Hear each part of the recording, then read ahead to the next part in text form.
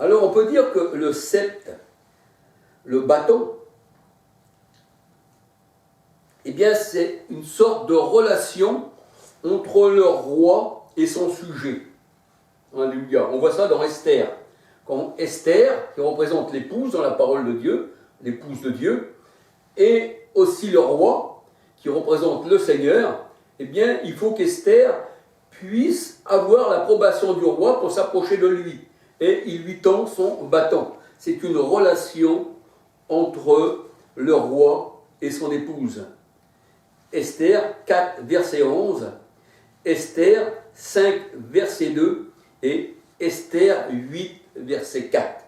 Quand le Seigneur te présente son bâton de commandement, son bâton et sa houlette me rassurent, eh bien ça veut dire que tu peux rentrer dans sa présence, parce que le bâton représente la personne même du Seigneur. Alléluia. Or le Seigneur c'est l'esprit. Quand je dis la personne, je me comprends. Un esprit n'a ni chair ni os. Alléluia.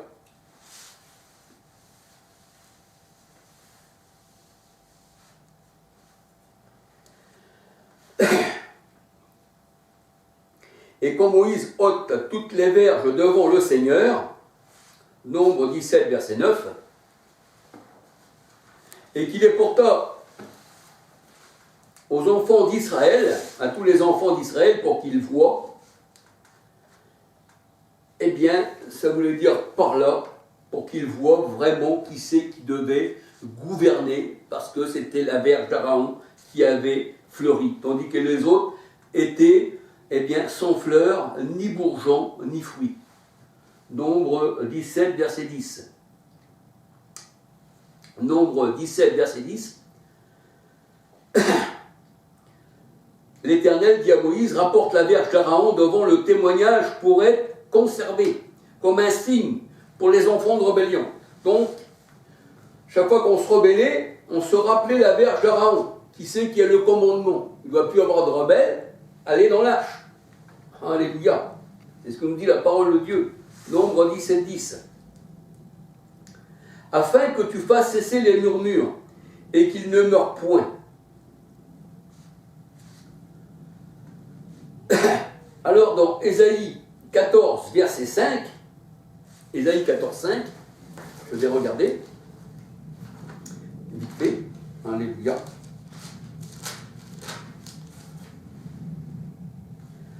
Voilà ce qu'il est dit dans la parole de Dieu.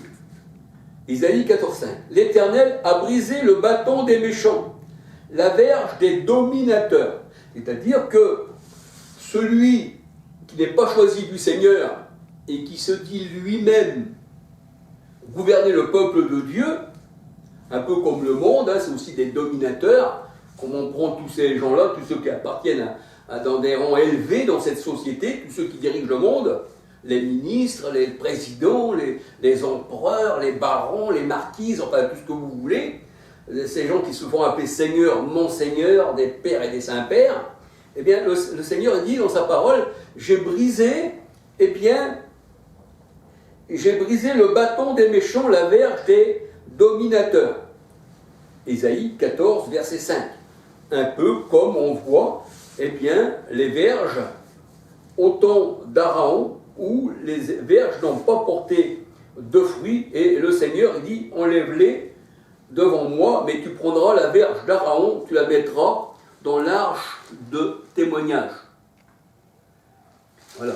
Alors il est dit dans Ésaïe 14, verset 5, l'Éternel a brisé le bâton des méchants, la verge des dominateurs, celui qui dans sa fureur frappait les peuples, par coups sans relâche, celui qui dans sa colère subjuguait les nations et qui les poursuivait sans ménagement.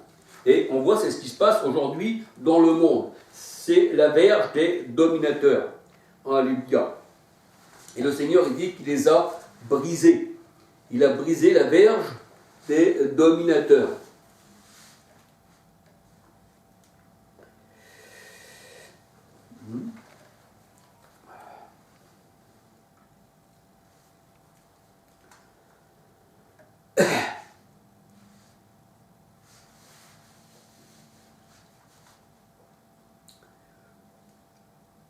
Et il est vrai que la verge qui est fleurie représente un peuple qui porte du fruit. Alléluia. Représente aussi un souverain, eh bien, qui porte aussi du fruit pour son peuple. Alléluia. Un roi qui prend soin de son peuple, qui sait bien diriger son peuple, afin que son peuple aussi porte du fruit.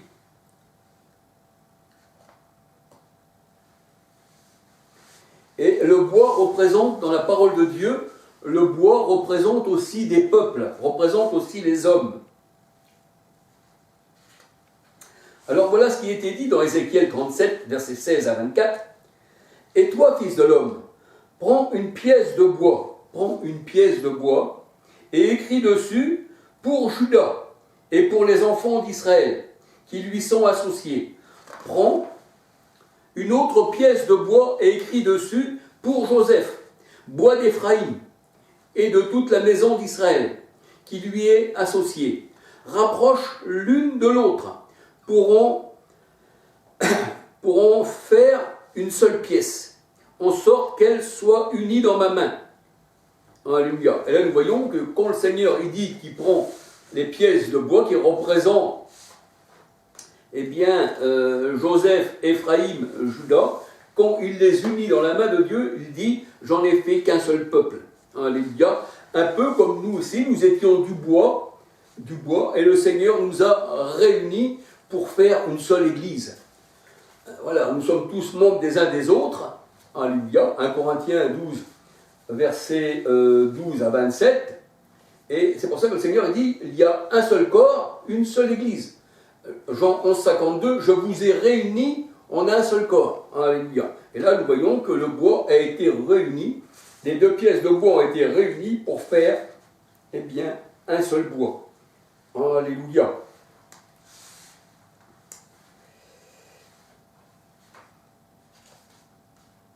Alors, ceci est écrit dans Ézéchiel 37, versets 16 à 24. Alors, lisez les versets suivants, pour bien comprendre, parce que sinon il m'aurait fallu beaucoup plus de temps. Ézéchiel 37, versets 16 à 24.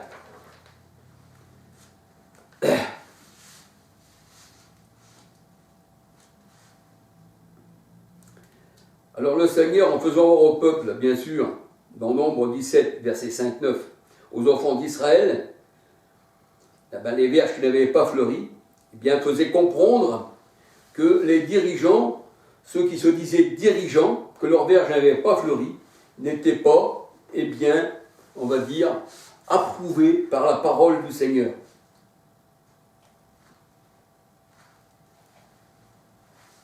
Moïse lui-même était choisi dans Nombre 20, 11, quand Moïse, avec la verge, frappa le rocher et il en fait sortir de l'eau. Nombre 20, versets 7 à 13. Pas un autre dirigeant l'a fait, Moïse l'a fait, alléluia. Nombre 20, 7 à 13. Ceux qui peuvent faire des prodiges et des miracles sont ceux qui sont, eh bien, choisis du Seigneur. Bien sûr, il y a aussi de faux miracles par de faux bergers, mais le Seigneur dit on reconnaît l'arbre à son fruit. Donc la verge d'Aaron était reconnue parce qu'elle avait porté du fruit. Et c'était par cette verge qu'il y avait dans la main de Moïse, eh bien, que les miracles se faisaient. Alléluia. Exode 4, 20, 21. Et la parole de Dieu nous dit que le sceptre, le bâton souverain, ne s'éloignera pas de Juda. Genèse 49, verset 10. Pourquoi ? Parce que le Seigneur, il est issu de la tribu de Juda. Alléluia. Et bien sûr, étant le Seigneur de toute la terre, Dieu manifesté en chair, 1 Timothée 3,16. Donc, il est lui-même le bâton. Alléluia. Son bâton de commandement, on ne peut pas lui enlever. Alléluia. Parce qu'il est l'Éternel lui-même manifesté dans la chair. Genèse 49, verset 10. Le sceptre du Fils. Le sceptre du Fils. Genèse 49, verset 10. Le sceptre du Fils.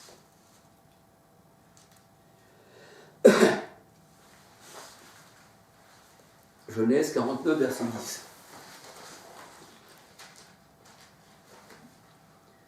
Genèse 49.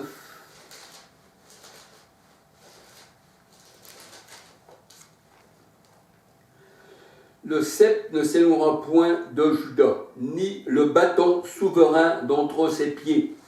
Alléluia. Le bâton souverain, eh bien, ne s'éloignera pas de ses pieds. Genèse 49, 10. Et Ézéchiel 21, 15. Alors, Ézéchiel 21, 15. Ézéchiel, alléluia.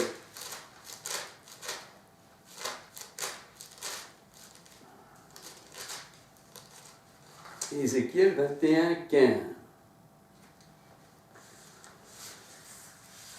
Alors, je vais commencer à 14. Ézéchiel 21, 14. Fils d'homme, prophétise et dit, parle, pardon. Ézéchiel 21, 14. Fils de l'homme, prophétise et dit, ainsi parle l'Éternel. Dit, l'épée, l'épée, elle est aiguisée, elle est polie. C'est pour massacrer qu'elle est aiguisée. C'est pour étinceler qu'elle est polie. Donc, on voit que l'épée, eh bien, c'est la parole de Dieu. Dans Éphésiens 6, 17, ouais, l'épée, c'est la parole de Dieu. Alléluia. Hébreux 4, verset 11-12. Elle est aiguisée pour massacrer, pour étinceler. C'est pour ça qu'elle est polie.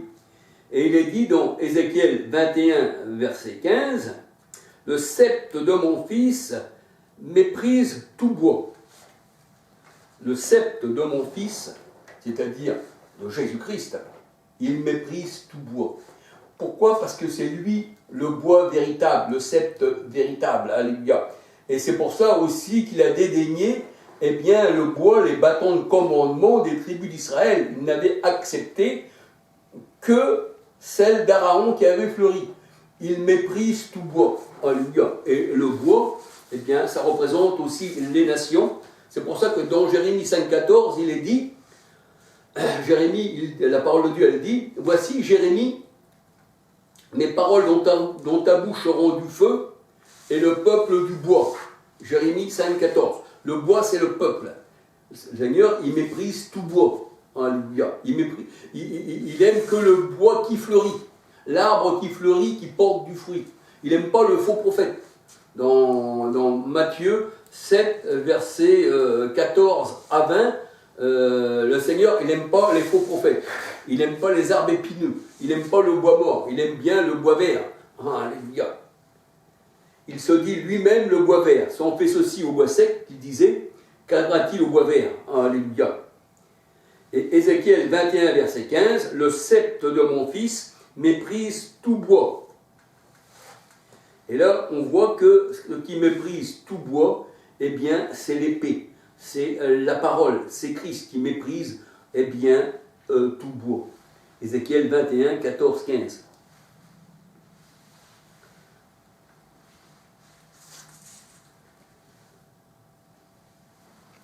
Et Jésus est la parole, Jean 1, verset 14. Et on peut dire que le Seigneur Jésus-Christ est venu à la manière de Melchisédek, selon l'ordre de Melchisédek, et non selon l'ordre d'Aaron. Hébreux 6, 20. Hébreux 7, verset 11. Notre Seigneur Jésus-Christ est sorti, c'est-à-dire Jésus homme, bien sûr, est sorti de Juda,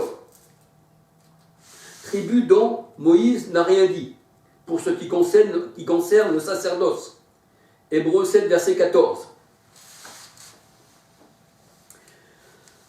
Le Seigneur Jésus-Christ, il est le médiateur de la nouvelle alliance. Et le sacerdoce, d'Aaron est changé. Hébreux 7, verset 12. Hébreux 8, verset 6, 7, 8 à 13. Et maintenant, ce n'est plus un homme qui est sujet à mourir, qui est sujet à être remplacé à chaque fois, parce que c'était comme ça, les sacrificateurs étaient changés dans l'ancienne alliance, tandis que le Seigneur, lui, il demeure à toujours, puisque c'est le Dieu éternel. Alléluia. Et ce n'est plus un homme maintenant qui conduit le peuple de Dieu, ce n'est plus un homme qui en est le berger, mais c'est l'Éternel et mon berger, c'est le Christ, alléluia, c'est Emmanuel, Dieu avec nous, Matthieu 1, verset 23. Matthieu avec nous et en nous, 1 Jean 4, 13. Le Seigneur est le bon berger, Jean 10, verset 1 à 16.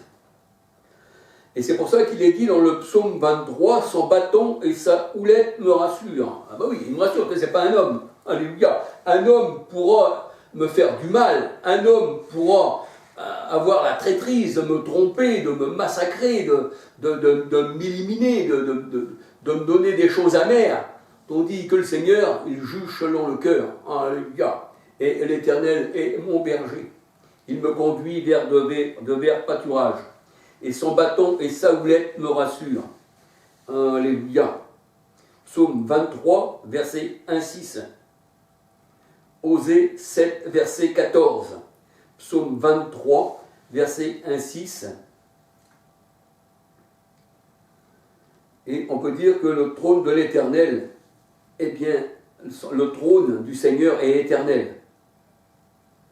Et le sceptre de son règne est équité. Ce n'est pas de l'iniquité, mais c'est de l'équité. C'est de l'amour. Alléluia. Le trône de l'Éternel est éternel. Le sceptre de son règne est équité. Psaume 45, versets 7-8. Et le bois représente, comme je vous ai dit, ceux qui dirigent le peuple. Et la parole de Dieu nous dit que le Seigneur a brisé les dominateurs, il a brisé le bâton des dominateurs. Il l'a brisé. Colossiens 2, verset 15. Osée 4.12. Osée 4.12, mon peuple consulte son bois. Mon peuple consulte son bois. Consulte son roi. Parce que le bois représente la royauté, son bâton. Le peuple consulte son roi. Mais c'est son bâton qui lui parle. Osée 4.12. Le bâton des dominateurs, leurs bienfaiteurs. Ésaïe 14, verset 5. Ésaïe 14, verset 5, Marc 10, verset 42, 43, appelés bienfaiteurs. Jérémie 48, verset 16 à 18. Le Seigneur méprise ses bois, ses bâtons des dominateurs. Ézéchiel 21, 15, Amos 1, verset 5. Alors voilà, je voudrais m'arrêter là, parce que c'est quand même une étude qui est assez longue. J'aurais voulu aller un peu plus loin sur la verge d'Araon, sur les bourgeons, ce que représentent les bourgeons, que représentent les fleurs et que représentent les amandes. Et on peut dire aussi que la fleur sèche et elle périt. Donc ça veut dire encore qu'elle ne porte pas de fruits. Mais là, le bâton d'Araon, son bâton de commandement, sa verge, eh bien, elle avait fleuri. Et ça, c'est du fruit pour l'éternité, nous dit la parole de Dieu. Gloire au Seigneur. Alors, je ne vais pas aller plus loin. J'espère que dans tout ça, je ne me suis pas trompé, je me suis bien fait comprendre. Alléluia. Et il est vrai que c'est très difficile à expliquer la parole de Dieu. C'est très difficile. Mais comment qu'il dit, ça fait du bien de l'entendre. Alléluia. Ça nous éclaire. Tes paroles nous éclairent, Seigneur. Alléluia.